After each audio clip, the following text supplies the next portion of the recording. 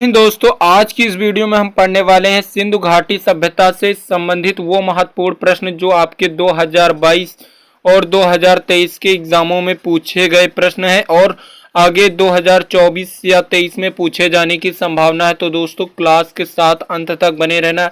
इस वीडियो में आप सभी को बहुत ही महत्वपूर्ण प्रश्न देखने को मिलेंगे। तो चलिए क्लास को स्टार्ट कर लेते हैं बिना किसी देरी के। तो दोस्तों, आप सभी देख सकते हैं जो पहला क्वेश्चन है इस वीडियो का। तो चलिए देख लेते हैं।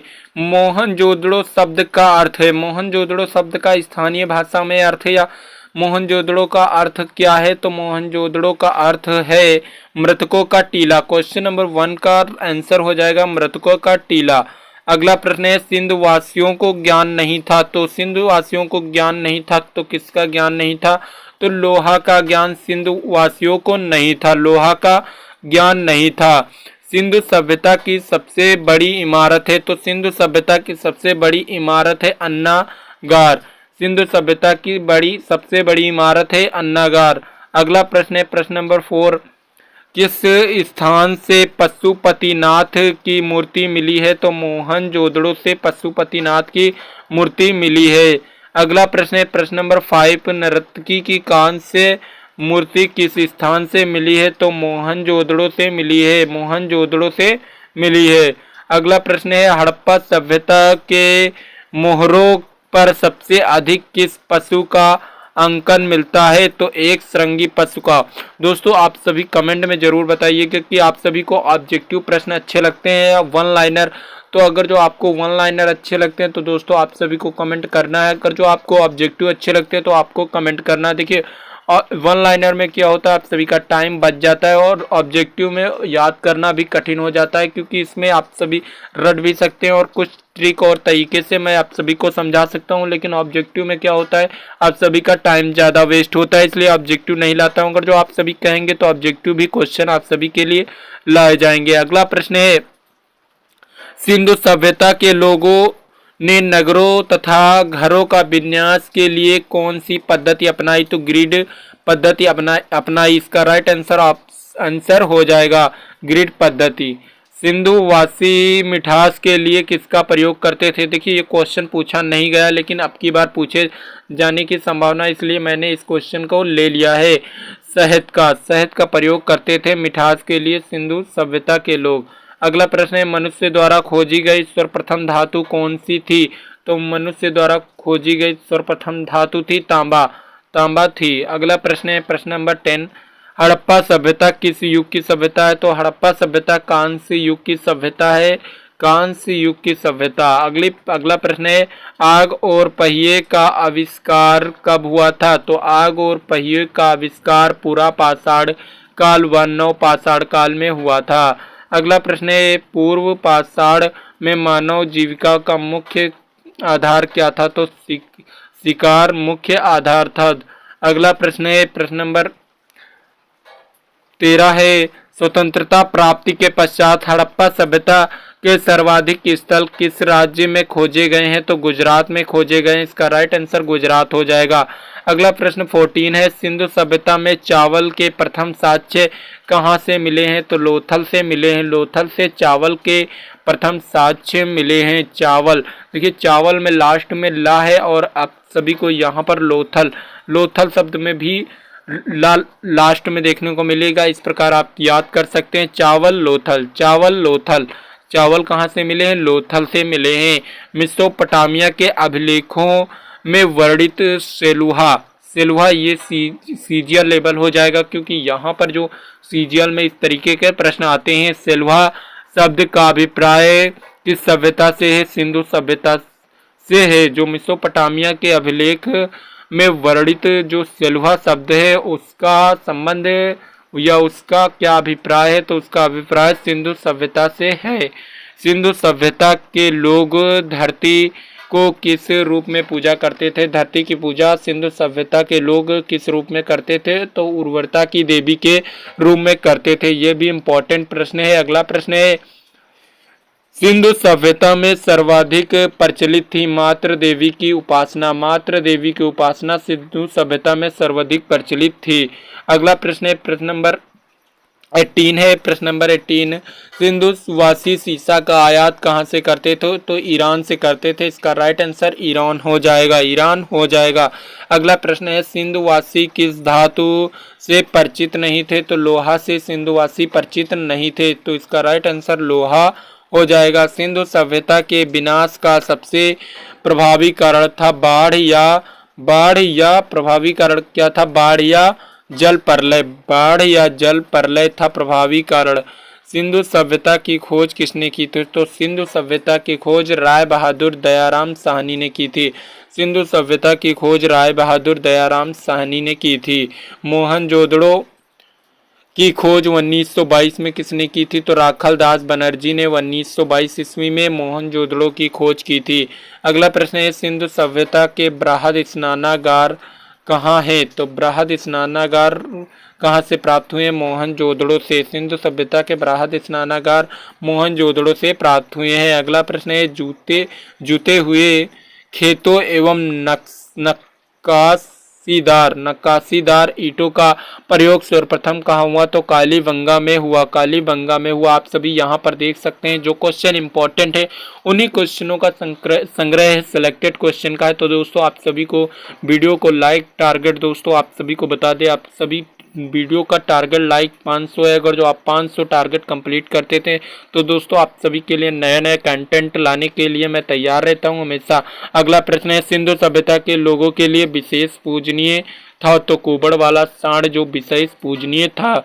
अगला प्रश्न है, सिंधु घाटी सभ्यता कैसी सभ्यता थी? तो सिंधु घाटी सभ्यता कैसी सभ्यता थी? शहरी सभ्यता थी। शहरी सभ्यता थी। सिंधु सभ्यता की लिपि क्या थी? जो अभी तक पढ़ी ना जा सकी है। सिंधु घाटी सभ्यता की लिपि ऐसी थी जिसे अभी तक पढ़ा नहीं जा सका। इसका राइट आंसर हो जाएगा। अगला प्रश्न है, सिंधु घाटी सभ्यता की लिपि कैसी थी? तो लिपि भाव चित्रात्मक थी। भाव चित्रात्मक थी लिपि, भाव चित्रात्मक थी। सिंधु सभ्यता की लिपि भाव चित्रात्मक थी। हड़प्पा मोहनजोदड़ो की खुदाई किसने कराई थी? हड़प्पा मोहनजोदड़ो की खुदाई जॉन मार्शल ने कराई थी। जॉन मार्शल, इसका राइट आंसर हो जाएगा जॉन मार्शल। अगला प्रश्न है, सिंधु सभ्यता के घर किसके बने थे? तो ईंटों के घर बने थे। सिंधु सभ्यता के घर किसके बने थे? तो ईंटों के बने थे। अगला प्रश्न है, हड़प्पा सभ्यता में मोहरें किसके बनी थी? हड़प्पा सभ्यता में मोहरें सेल खड़ी की बनी थी। सेल खड़ी की बनी थी। हड़प्पा सभ्यता में कौन सी फसल दुनिया में उगाने में सबसे अग्रणी थे? तो हड़प्पा सभ्यता के लोग कपास उगाने में अग्रणी थे दुनिया में। अगला प्रश्न है, क्वेश्चन नंबर 33, ऋग्वेद में हड़प्पा सभ्यता को क्या कहा गया है? तो हरयूपिया कहा गया है। ऋग्वेद में हड़प्पा सभ्यता को क्या कहा गया है? तो हरयूपिया कहा गया। क्वेश्चन इंपॉर्टेंट है। अगला प्रश्न है, हड़प्पा सभ्यता में ईंटों का अनुपात क्या था? तो 4:2:1 था। 4:2:1 था ईंटों का अनुपात।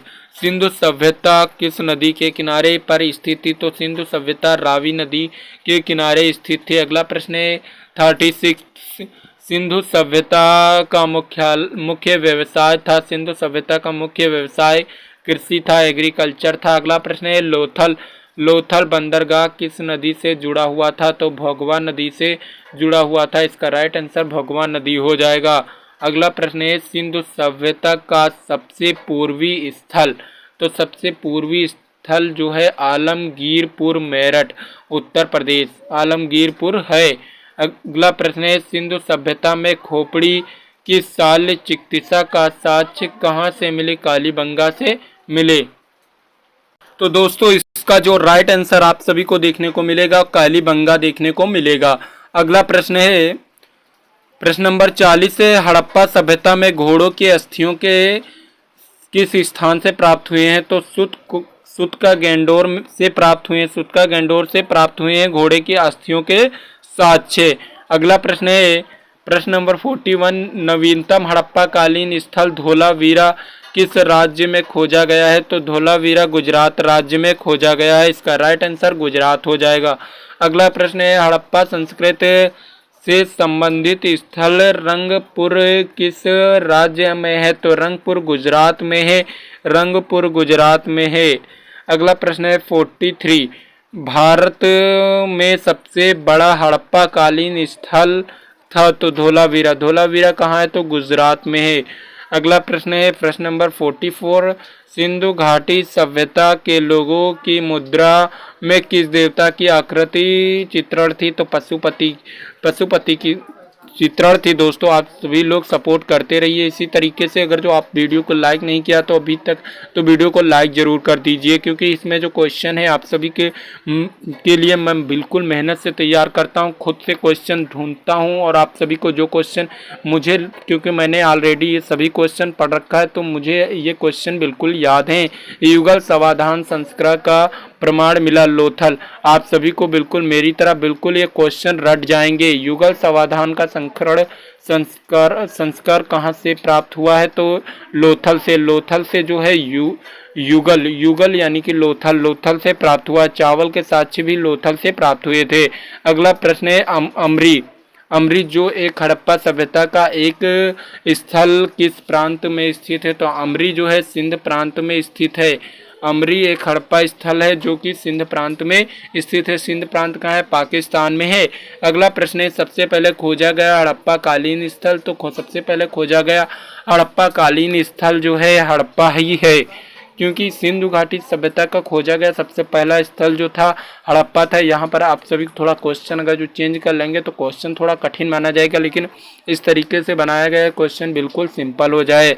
हड़प्पा के काल का तांबे का रथ किस स्थान से प्राप्त हुआ? हड़प्पा के काल का तांबे का रथ किस स्थान से प्राप्त हुआ? तो दैमाबाद से प्राप्त हुआ। दैमाबाद कहाँ है? महाराष्ट्र में है। अगला प्रश्न है सिंधु घाटी सभ्यता कब विकसित हुई थी? तो सिंधु घाटी सभ्यता 2500 ईसा पूर्व से लेकर के 1750 ईसा पूर्व तक विकसित हुई थी। अगला प्रश्न है लास्ट प्रश्न है इस क्लास का। सिंधु घाटी सभ्यता की खोज किस वर्ष में हुई थी? तो इसका राइट आंसर 1921 हो जाएगा। 1921 हो जाएगा। दोस्तों आपने यहाँ तक अगर जो क्लास देख ली तो आप सभी का बहुत बहुत धन्यवाद। दोस्तों आप सभी को ऊपर जीव विज्ञान की टॉप इंपॉर्टेंट क्वेश्चन की वीडियो आप सभी को दिख रही होगी, तो दोस्तों उसको और जा करके देखिए, क्योंकि उसमें भी इसी तरीके से बिल्कुल महत्वपूर्ण प्रश्नों का मैंने संग्रह दिया है। Thank you for watching.